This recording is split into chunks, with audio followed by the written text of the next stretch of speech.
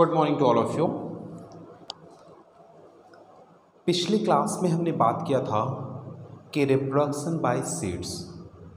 आपकी क्लास में हमने बात किया था ग्रोइंग प्लांट्स में रिप्रोडक्शन बाय सीड्स, जिसमें हमने बात किया था जर्मिनेशन ऑफ सीड वगैरह का, सीड के बारे में कि सीड में क्या क्या चीज़ें होती हैं। ओके, तो नेक्स्ट थिंग्स अब हम यहाँ पे बात करेंगे इस पार्ट में आपका क्या, reproduction from other parts. Reproduction from other parts मतलब कि हमने वहाँ पे देखा कि सीड के अकॉर्डिंग सीड से कैसे डेवलप होता है, सीड के पार्ट में क्या क्या चीज़ें होती हैं। रेडिकल, प्लेम्यूल, जिसमें रेडिकल रूट का फॉर्मेशन करता है, प्लेम्यूल शूट का फॉर्मेशन करता है। तो अब यहाँ पे हम देखेंगे कि रिप्रोडक्शन फ्रॉम अदर पार्ट्स। तो याद रखिएगा कि अगर सीड के अलावा प्लांट किसी अदर पार्ट से प्रोड्यूस करता है तो उसको हम लोग कहते हैं वेजिटेटिव रिप्रोडक्शन। क्या कहते हैं? Vegetative reproduction. Okay, what is vegetative reproduction? When plant reproduce other than seed is called vegetative reproduction. Okay, मतलब कि अगर प्लांट सीड के अलावा किसी अदर पार्ट से रिप्रोड्यूस करता है, यानी कि नया प्रोड्यूस करता है, तो हम लोग कहेंगे वेजिटेटिव रिप्रोडक्शन। अब इसमें क्या है, वेजिटेटिव रिप्रोडक्शन में reproduction from stem, reproduction from root, reproduction from leaf and spores. Okay, तो यहाँ पे क्या है, रिप्रोडक्शन फ्रॉम स्टेम। तो स्टेम की बात कर रहे हैं तो स्टेम का मतलब क्या है कि जैसे आपने रोज़ को देखा होगा, रोज़ को अगर हम कट करके फिर उसका स्टेम लगा देते हैं कहीं तो वो ग्रो कर जाता है। तो ये क्या हुआ, रिप्रोडक्शन फ्रॉम स्टेम। ओके, और जैसे एग्जांपल में आपका क्या दिया हुआ है, शुगर केन। शुगर केन को भी नोटिस किए होंगे कि उसको कट करके स्टेम ही लगाया जाता है। पोटैटो भी अंडरग्राउंड यानी कि ग्राउंड के अंदर स्टेम जो होते हैं वो बर्ड का फॉर्मेशन करते हैं और उसी बर्ड से फिर नया प्लांट प्रोड्यूस होता है। क्योंकि आपने नोटिस किया होगा कि पोटैटो जो है वो एक स्टेम है, अंडरग्राउंड स्टेम है, उसी के थ्रू कह सकते हैं कि स्टेम का मॉडिफिकेशन है वो, तो उसी के थ्रू बर्ड का फॉर्मेशन होता है और फिर बर्ड से नया प्लांट पूरा ग्रो करता है। Okay, next things reproduction from root. तो रूट के थ्रू तो स्वीट पोटैटो, मीठा आलू जिसे कंडा कहते हैं, जो कि आपका जो फास्ट वगैरह रहते हैं तो उस समय खाते हैं, तो वो हमारा ग्रो करता है किससे, रूट से।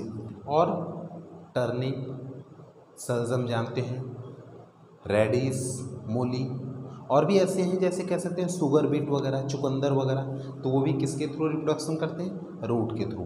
क्लियर। नेक्स्ट है हमारा reproduction from leaves and spore. तो याद रखिएगा इसमें दो एग्जाम्पल है और ये दो एग्जाम्पल हमेशा याद रखिएगा क्योंकि हर समय आपको काम देगा। अगर आप नेक्स्ट क्लास में भी जाते हैं तो वहाँ भी पूछा जाता है कि रिप्रोडक्शन फ्रॉम लीव्स, तो आप तुरंत बोलेंगे ब्रायोफाइलम, और स्पोर्स तो फर्न्स। मतलब कि ये ऐसी एक तरीके से जंगली कह सकते हैं कि प्लांट्स होते हैं, अगर इनका एक लीफ अगर गिर जाए और सूटेबल कंडीशन उन्हें मिल जाए, सूटेबल कंडीशन का मतलब है कि वाटर मिल जाए, सनलाइट मिल जाए, तो वो क्या करेंगे, वहाँ से नया प्लांट, उस लीफ से नया प्लांट ग्रो हो जाएगा, नया प्लांट प्रोड्यूस हो जाएगा, तो उसको हम लोग कहेंगे रिप्रोडक्शन फ्रॉम लीव्स और स्पोर्स। क्लियर है। नेक्स्ट हम बात करते हैं क्रॉप। तो क्रॉप होता क्या है, तो सबसे पहला चीज़ क्रॉप क्या होता है, ये चीज़ को याद रख लीजिए। तो क्रॉप क्या होता है, when in a particular field a large number of plant grow, then it is called agriculture or crops। यानी कि जब एक ही जगह पे हम एक ही टाइप्स का ज़्यादा मात्रा में प्लांट्स ग्रो कराते हैं तो उन्हें हम लोग कहते हैं क्रॉप्स, और उस प्रोसेस को हम लोग कहते हैं एग्रीकल्चर। एग्रीकल्चर क्या होता है कि एक जगह पर बहुत ज़्यादा मात्रा में एक ही प्लांट को ग्रो कराना। जैसे कि वीट हमारा क्या हो जाएगा, क्रॉप। क्यों? क्योंकि वीट जो है एक ही प्लेस पर हम ढेर सारा वीट लगाते हैं, ग्रो कराते हैं। ओके, और उस जिस प्रोसेस के थ्रू करते हैं उसे हम लोग क्या कहेंगे, एग्रीकल्चर। तो अब देखिए क्रॉप्स को जो है उसको डिवाइड कर दिया गया है 2 पार्ट्स में। कितने पार्ट्स में? 2 पार्ट्स में। एक है आपका खरीफ क्रॉप और एक है आपका रबी क्रॉप्स।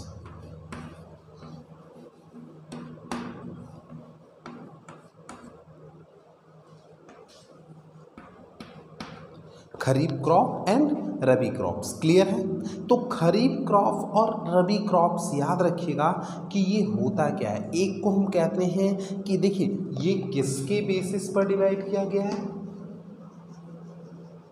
सीजन के बेसिस पर। किसके बेसिस पर, सीजन के बेसिस पर। एक हमारा होता है विंटर क्रॉप्स और एक होता है रेनी क्रॉप्स। विंटर क्रॉप्स और रेनी क्रॉप्स, याद रखिएगा कि विंटर क्रॉप्स हम किसे कहते हैं और रेनी क्रॉप्स किसे कहते हैं, ठीक है। तो खरीफ और रबी, खरीफ और रबी, कंफ्यूज मत होइएगा।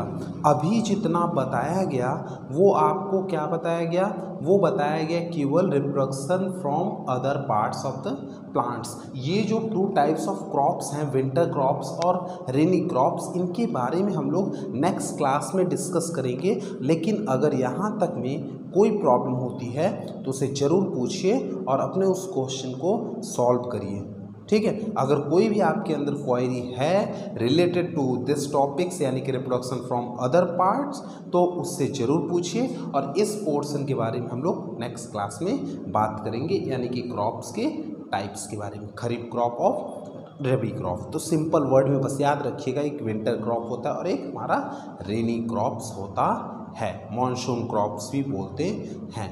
अगर इसके पहले जो टॉपिक हमने बताया उसमें कोई कन्फ्यूज़न हो, कोई प्रॉब्लम हो तो ज़रूर पूछिए। ओके, नेक्स्ट क्लास में हम लोग बात करेंगे types of crops. Thank you.